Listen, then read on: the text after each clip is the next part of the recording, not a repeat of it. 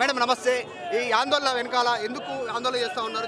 ఏమండి ఇంకా దాడి ఏ రకంగా జరిగింది? ఏమండి న్యాయయాత్ర అని ఒకటి మేము చేపట్టి ప్రజలు అనుకోని రీతిలో అందరూ కలిసి వచ్చి స్పందించి రాహుల్ గాంధీ అడుగులతో అడుగులు కలుపుకొని నడుస్తూ ఉంటే చూసి ఓర్వలేక హేమంత్ బిస్వా మా దగ్గర ఇన్ని సంవత్సరాలు అన్నం తిని నీళ్లు తాగినోడు ఇవాళ అటు పోయి ఈ లెవెల్కి దిగజారిపోతారు.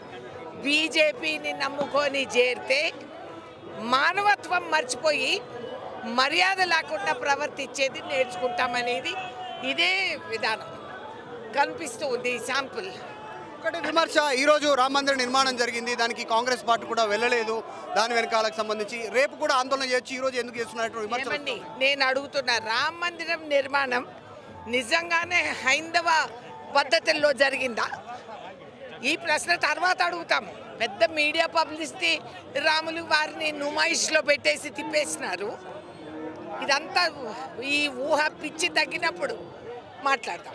ఒకటి స్టేట్లోకి సంబంధించినటువంటి అంశాల వరకు వస్తే కేటీఆర్ మాట్లాడుతూ పదే పదే మీరు ఇచ్చిన హామీల విషయంలో కావచ్చు రెస్పాండ్ అవుతా ఉన్నారు కదా, కేటీఆర్ వ్యాఖ్యలపైన ఏం చెప్తారు? జాలి కలుగుతుంది. పాపం ఆయన ఇంట్లో ఉండి గోళ్ళు గిల్లుకుంటూ బుర్రంకా పనిచేయట్లేదు, ఏదేదో వాగేస్తూ ఉంటాడు. పర్వాలేదు, మేమేం పట్టించుకో. పులి బయటకు వస్తుంది అన్నారు, కేసీఆర్ వస్తే ఎట్లా ఉంటుంది? మమ్మల్ని తట్టుకోలేకపోతున్నారు కాంగ్రెస్ వాళ్ళు, కేసీఆర్ వస్తే ఎలా ఉంటుంది అన్నారు. హలో, మైదాన్లో మేము ఆల్రెడీ దేర్, ఆయన చేసేది. ఇది కాంగ్రెస్ సంబంధించినటువంటి నాయకులంతా రెస్పాండ్ అవుతున్నారు. ఇక్కడికి ధర్నాకు వచ్చారు. అస్సాంలో జరిగినటువంటి ఇన్సిడెంట్ పైన వీళ్ళంతా ఇక్కడికి వచ్చారు, మాట్లాడుతూ ఉన్నారు. చాలామంది నాయకులకు వచ్చారు. బషీర్బాగ్ నుంచి ఇక్కడి వరకు వచ్చారు వీళ్ళంతా కూడా.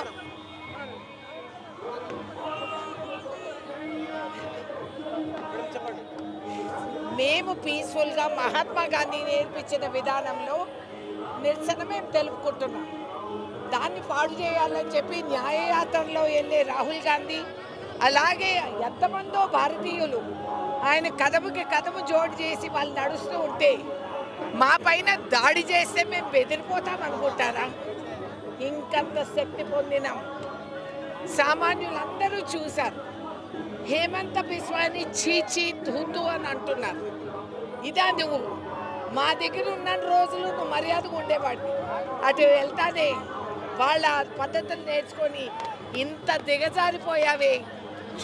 నిన్ను చూసి కూడా జాలి కలుగుతుంది, అసహించుకుంటున్నాము. I condemn it.